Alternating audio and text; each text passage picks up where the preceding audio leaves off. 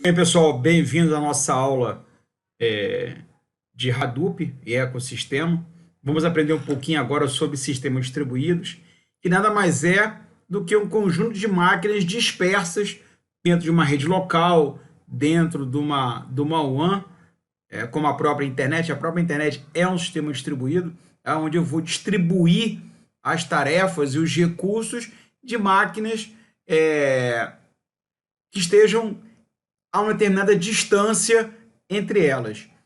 E o principal objetivo de um sistema distribuído é o compartilhamento de recursos. Se você observar, a própria internet funciona assim, né? Eu tenho um servidor Apache em que eu hospedo a minha página, mas que pode ter links que apontam para outros servidores. Assim como a resolução de nomes, quando eu pergunto quem é www.escoladai.com.br, essa informação, pedaços dela pode estar distribuída entre vários servidores de resolução de nomes, conhecidos como DNS, Domain Name Service, que pode estar espalhados dentro da sua própria internet. Então, a ideia do sistema distribuído é compartilhar recurso, criar um conceito de expansibilidade, ou seja, eu posso expandir ou reduzir no momento que se fizer necessário. Se a demanda requer mais máquinas, eu coloco mais máquinas. Controle de concorrência. Várias máquinas podem concorrer pelo mesmo recurso. Daí utiliza-se o conceito de controle de trava, né? De tal forma que eu possa garantir a integridade da minha informação, mas vários clientes concorrem por um serviço. Obviamente o código tem que ser preparado para poder evitar problemas de inconsistência, né? E própria integridade do dado. Se eu estou escrevendo, eu tenho que ficar bloqueado, o processo tem que ficar bloqueado para os outros. Então, dentro do sistema distribuído, tem que existir o controle de concorrência. Além disso, nós temos performance e escalabilidade. Na teoria, quanto mais espalhado, melhor o desempenho. Tá? Na teoria, porque cada caso é um caso. Não necessariamente eu ter mais máquinas significa que eu vou processar mais rápido. Então, cuidado com esse conceito, porque eu posso ter uma aplicação, por exemplo, usando programação MPI, que existe uma lei chamada Lei de Amrin-Hadal, que se a quantidade de nós crescer de uma forma absurda, está arriscado o tempo de processamento ser muito maior do que realmente a quantidade de máquinas que eu coloquei para processar. Depende muito do particionamento dos dados. Então, nem sempre ter mais significa que eu vou resolver em menor tempo. Cada caso é um caso. Tá? Mas, por exemplo, eu posso ter várias máquinas fazendo load balance e com certeza eu vou conseguir entregar mais desempenho. Então, volto a dizer, cada caso é um caso, cada aplicação uma visão diferente. Temos também tolerância a falhas, de tal forma que se um nó ou uma máquina dessas aqui pifar, uma outra pode responder por elas. Então, dentro do Hadoop, nós temos ambiente tanto de alta disponibilidade quanto a tolerância à falha. Exemplo, eu posso ter tolerância à falha através de técnicas de replicação. Então, o meu dado fica gravado num nó, ele tem no mínimo mais 2 réplicas espalhadas. Então, tem total de 3 cópias dos meus dados espalhados no meu cluster. Mas, por exemplo, o NameNode, que é o nó que armazena o índice dentro de um cluster de Hadoop, ele é um ponto de falha. Eu chamo de SPOF, Single Point of Failure, ponto único de falha. Que se ele pifar, eu perdi o acesso aos meus dados. Então, tem que criar um ambiente de alta disponibilidade para prover tolerância à falha, caso esse nó apresente algum problema. Então, o sistema distribuído, essa tolerância à falha pode ser feita tanto no hardware, quanto pode ser feita a nível de software. Então, depende muito do ambiente. Eu poderia, por exemplo, criar uma tolerância à falha no Hadoop usando RAID. Mas se eu já tenho tolerância à falha na camada de middleware do próprio sistema Hadoop, que já faz a replicação para mim na camada do file system, então eu não preciso de RAID por hardware. Tá? A própria solução já implementa mecanismo de tolerância a falhas dentro da própria estrutura. Então, dentro do sistema distribuído, cada um apresenta uma técnica diferente, que pode estar dentro do hardware, como também pode estar acoplado à aplicação ou à própria estrutura do sistema operacional. Normalmente o sistema distribuído também te entrega abstração por meio de interfaces de programação, ou API, Application Program Interface, uma interface de programação de aplicação. O que vem a ser isso? São as famosas bibliotecas. De vez de eu ter que criar o código, eu simplesmente chamo a API, passo os parâmetros que ela necessita para executar determinada função. Então, esse nível de desenvolvimento é muito mais rápido, muito mais fácil, tira a complexidade do desenvolvedor. Tá? Então, normalmente, sistemas distribuídos hoje, principalmente com a visão de DevOps, né, tem feito muito isso, a parte de microserviços, tem sido muito usado na parte de sistemas distribuídos. Muito bem. Vamos a alguns problemas de sistema distribuído. Primeiro, todo mundo diz que a rede é confiável. Não, a rede não é confiável. Nós sabemos que a rede tem diversos problemas, né? Um nó pode parar, um switch pode parar, um link pode dar problema, tá com um nó intermediário, no caso um roteador sob alto processamento e acaba atrasando a entrega dos pacotes. Então, não existe isso aqui, algumas visões que realmente a rede não é confiável. Isso aqui é uma brincadeira que eu estou fazendo com vocês. Então, a rede nunca é confiável. Sempre vai existir problemas e vai gerar impacto na sua solução. E o sistema distribuído tem que saber tratar esse tipo de problema. Então, nós vamos ter várias soluções dentro do ecossistema do Hadoop que ele consegue resolver e endereçar esse tipo de problema. Se tem um problema num nó, numa rede, o Yarn detecta que houve falha, ele tira ele do sistema, né? Ele coloca lá o nó como indisponível, e aquele job que ele mandou executar, ele passa a executar em outro nó que tem aquela informação armazenada dentro do seu sistema de arquivos. Isso é um exemplo de como é que ele trata problemas relacionados à rede. A latência é zero. Gente, não existe, a latência é o atraso, né? Não existe atraso zero, até porque a própria física sempre diz que vai sempre existir um tempo, mesmo que seja o mínimo possível, para sair de um ponto A e chegar num ponto B. Sempre vai existir. Então, até mesmo quando eu passo a luz, que anda 300 mil km por segundo num cabo de fibra ótica, existe uma latência, porque o feixe de luz ele pode bater nas extremidades dentro da própria fibra, em que cada feixe de luz pode chegar numa velocidade diferente na outra extremidade. Então, se a própria luz tem latência para sair do Sol e chegar na Terra, que se eu não me engano acho que é 12 minutos ou 15 minutos, não me fale, não lembro bem de cabeça, então existe um atraso para eu sair de um ponto A e chegar no ponto B. Outro ponto importante de sistemas distribuídos: largura de banda é infinita. Não, largura de banda será sempre finita. É os famosos megabytes, ou mega. Eu tenho link de 2 mega. Eu tenho link que é o tamanho do tubo onde eu vou passar os meus dados. É como se fosse um cano, e a quantidade de água que passa naquele cano, eu posso represar ou eu posso despejar água de forma muito mais rápida. Então, associe largura de banda com o tamanho do cano, e a água é a quantidade de dados que você passa dentro dela. A rede é segura. Gente, não existe rede segura. O hacking está aí para provar o contrário. Então, como é que você resolve o problema?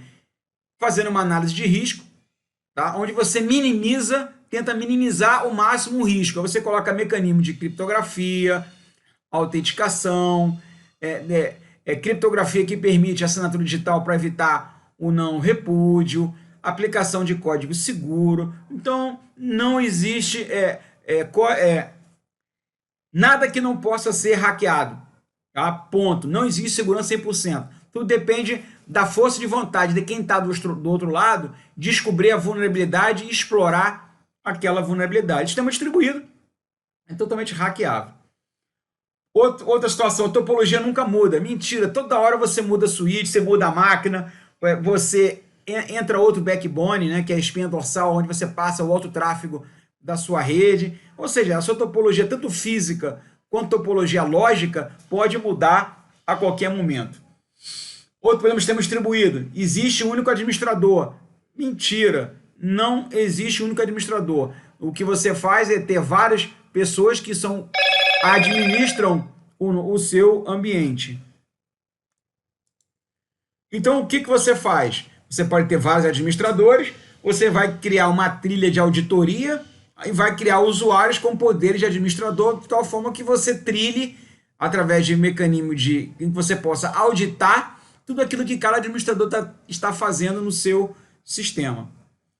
A rede é homogênea? Não, gente, não existe isso. Tem máquinas diferentes, você tem equipamentos de redes diferentes, sistemas operacionais diferentes. É claro que dentro de um cluster de processamento massivo, quanto mais homogêneo for as suas máquinas, a sua estrutura de rede, melhor será o seu desempenho. Porque às vezes misturar máquinas de arquiteturas diferentes, pode ser que uma máquina processe coisas mais rápido do que a outra. Mas o bom do Hadoop é que isso não tem influência nenhuma, já que o MapReduce ele tem a visão de tarefas totalmente independentes. Então, se uma máquina executou mais rápida do que a outra, para ele não faz a mínima diferença. Tá? Não tem nenhum peso no processo. Tá? Então, você pode ter arquiteturas diferentes.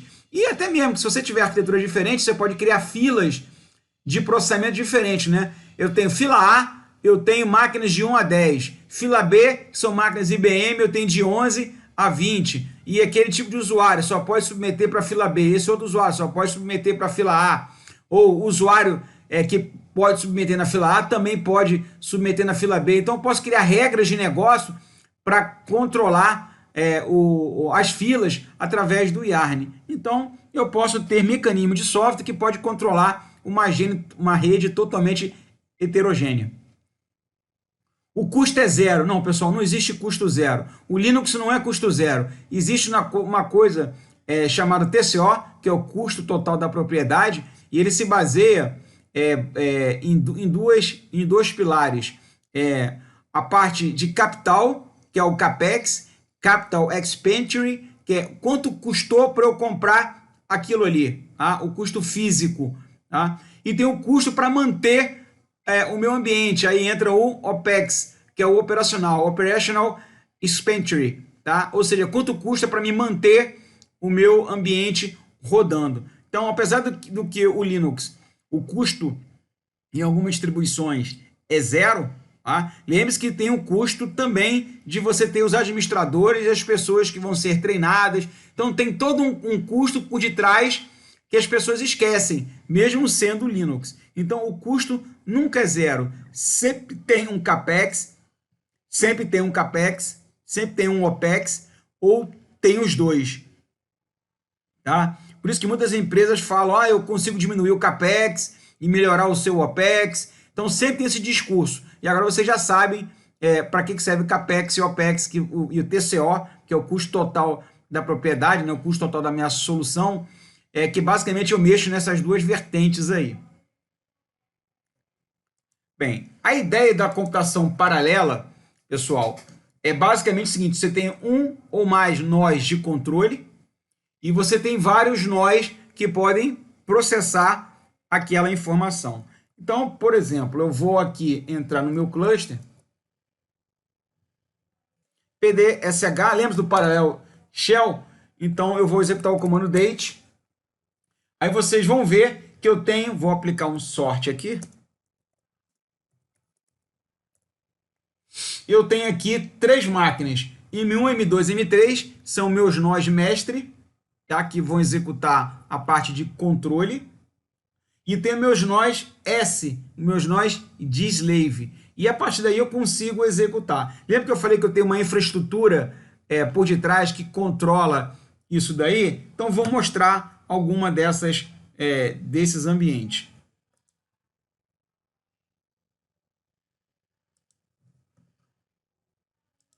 Deixa eu carregar aqui.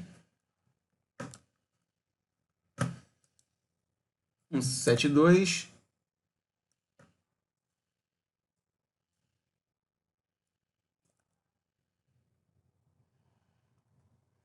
Então, por exemplo, esse nó aqui, eu estou rodando o Whitebase. E também estou rodando meu sistema de monitoramento. Deixa eu logar aqui.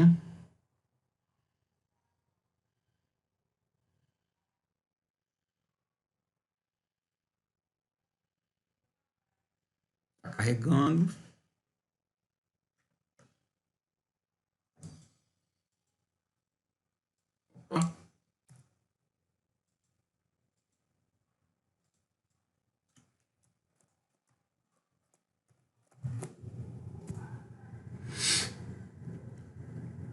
Estou aqui no meu Grafana e eu estou gerenciando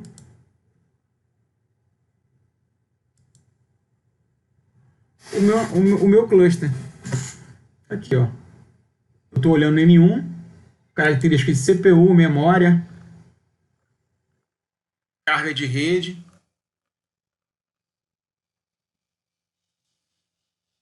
Estou monitorando meus discos, comportamento, né? Quantidade de capa de IOPS, operações por segundo. Também estou monitorando a minha rede, quantidade de pacotes que entra, quantidade de pacotes que sai. Estou monitorando a banda. Também consigo identificar problemas, ó, na minha rede. Quantidade de erros muito baixo. Quantidade de pacotes que entraram, quantidade de pacotes que saíram, pacotes dropados, nenhum. Pacotes com erro muito, muito baixo.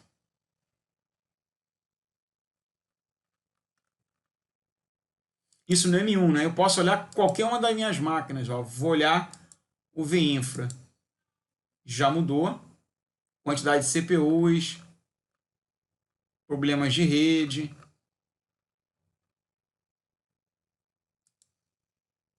Consumo de memória, CPU. Então, para cada nó, e com certeza, no nosso curso avançado de Hadoop, vocês vão aprender a implementar essas soluções.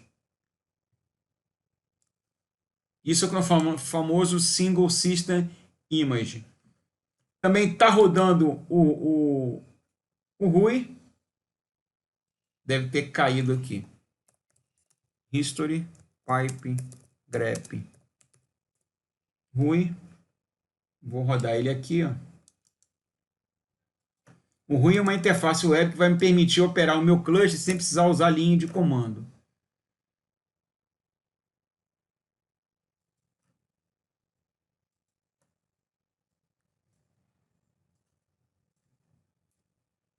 Então, tudo isso aqui é para facilitar a vida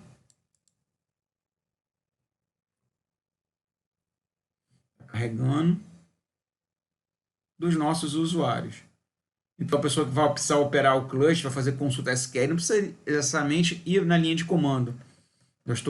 Foi criada aqui uma ferramenta desenvolvida pela Cloudera, e que eu implementei aqui no meu ambiente, onde eu posso, ó, criar dashboards, navegar no meu sistema de arquivos. Deixa eu... Aqui eu estou dentro do meu HDFS, estou navegando dentro da minha estrutura. Eu posso acessar as minhas bases de dados.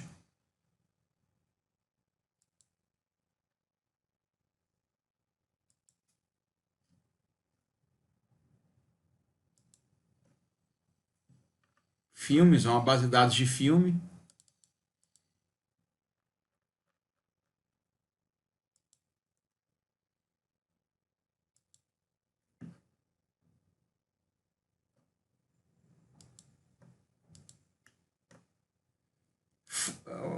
Outra base de dados que eu tenho, Airlines. Vou olhar o meu esquema, os meus dados.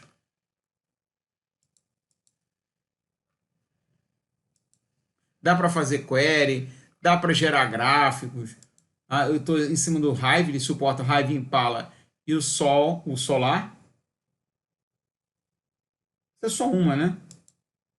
Tenho dashboards aqui que eu posso criar gráficos.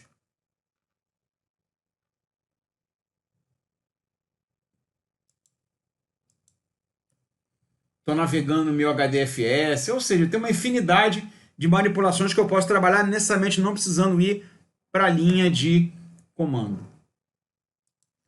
E como vocês podem ter percebido, eu estou executando também comandos em paralelo. Em paralelo.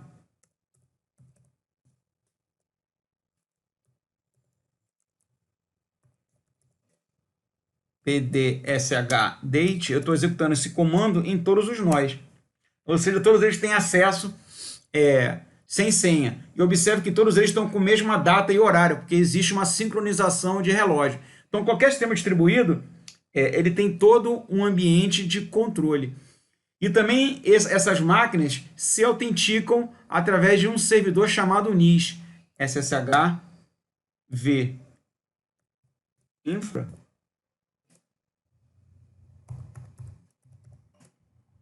Então, por exemplo, eu vou abrir aqui um outro terminal.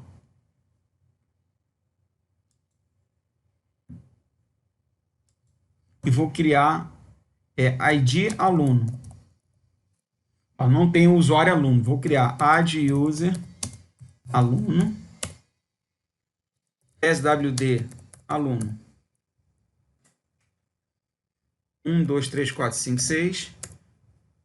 1, 2, 3, 4, 5, 6. Beleza, o ID agora existe aqui. Mas, se eu for no outro nó, vocês vão ver que ele não existe. Então, o que eu tenho que fazer? Eu tenho que sincronizar essas informações em todos os nós. cd /var /yp. Vou dar o comando make e ele vai criar esse usuário. Ele vai replicar isso para todas as máquinas. A partir de agora, o usuário aluno existe em todos os nós. Então, se eu der um pdsh id, vocês vão ver que todos eles, ID aluno, todos os nós agora têm a visão que aquele usuário existe em todos os nós. Isso é o que nós chamamos de Single System Image, ou seja, eu dou a ilusão que um único sistema responde para você. Muito bem. Outra visão do sistema distribuído no caso do Hadoop versus supercomputador tradicional. Mover dados é caro. É sim, ele requer muita largura de banda, requer uma rede rápida, com latência baixa.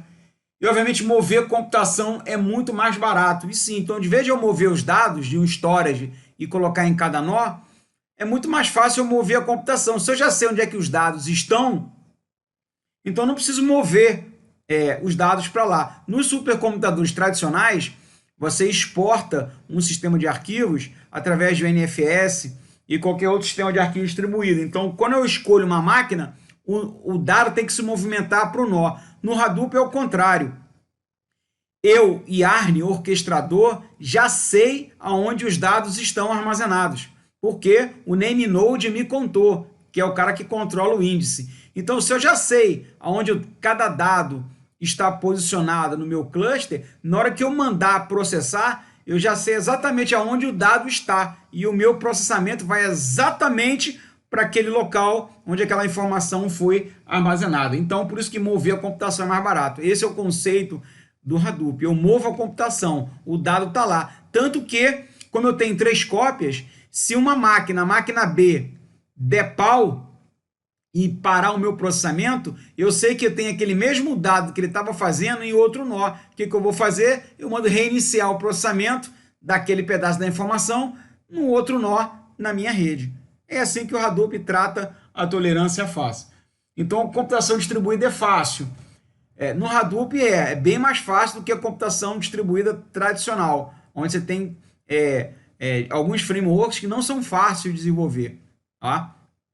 Por exemplo, programação em socket não é uma coisa fácil, programação RMI ou RPC não é uma coisa simples, tá? MPI, que é a programação paralela tradicional, PVM, pior ainda. Então, cada caso é um caso. Mas no caso do Hadoop e do Spark, realmente é muito mais fácil, porque eu vou trabalhar com o Hadoop, ou posso usar o TES ou o MapReduce, ou posso usar o Spark usando o resiliente data, a parte de controle de dados resiliente, né, que é o RDD, dentro do da filosofia de desenvolvimento do Spark. Então, qual é a ideia? Mover a computação para os dados, que é o que o Hadoop faz, e obviamente escrever programas que são fáceis de distribuir, que é o caso do MapReduce, RDD e TES. Agora, por que o Hadoop não é bom? Bom, Hadoop não é bom para aplicações que necessitam compartilhar estado ou coordenação. Ou seja, uma aplicação que elas são fortemente acopladas, ou seja, eu só consigo seguir um caminho se o outro terminar. Não, então, esse tipo de aplicação paralela, chamamos de aplicações paralelas tradicionais, não são bons para executar no Hadoop. A ideia do Hadoop as tarefas têm que ser totalmente independentes e nenhuma precisa ficar esperando o estado do outro. Ah, você terminou, então eu vou continuar. Não foi feito para esse tipo de coisa. Então, cada processamento MapReduce são tarefas totalmente independentes. Isso é um ponto importante. Não é bom para aplicações de baixa latência, não. O Hadoop ele tem uma alta latência, ele só tem validade para situações em Big Data. Aí você ganha muito mais desempenho. Então, aplicações que necessitam baixa latência, você não vai utilizar Hadoop. Peter, me dá um exemplo aí. Faz uma query no banco de dados tradicional. Agora tenta fazer a mesma query em cima do Hive, que vai utilizar o MapReduce por detrás dos panos para fazer aquela query. Você vai ver que demora muito mais. Agora, com certeza, eu fazer uma query em 5 peta, eu não consigo fazer isso em cima de um banco de dados tradicional, porque não suporta. Então, esse é um exemplo clássico. Tá? Então, se você precisa de muita velocidade e essa quantidade de dados é pequena, então você vai ficar no seu mundinho tradicional de supercomputadores, MPI, PVM, um banco de dados tradicional. Agora, se você vai trabalhar em Big Data mesmo, aí você vai fazer uso do ferramental de Big Data Analytics com Hadoop Spark. Não foi feito para conjunto pequeno de dados, não precisa nem dizer, estou repetindo isso várias vezes, né? Para validar. E, de novo, pesquisa de registros individuais. Para isso, gente, você faz uma query no seu banco de dados, no seu sistema gerenciador de banco de dados tradicional. Você não precisa de um Big Data para fazer isso. Um Hive, um Impala, ele foi feito para tratar dados gigantescos e usar o MapReduce por detrás dos panos para te ajudar. Se você vai fazer uma consulta em tempo real e para pesquisar registros de forma individualizada, você continua no seu SGBD tradicional. Não tem por que você ir para um ambiente de Big Data. E com isso aí, pessoal, terminamos mais uma aulinha de algumas coisas até um pouquinho mais avançadas, mas eu acho interessante vocês terem montar na cabeça essa visão. Tá? E vejo vocês na próxima aula, onde vamos tratar um pouquinho mais do Hadoop e o seu ecossistema. Muito obrigado e vejo vocês na próxima aula.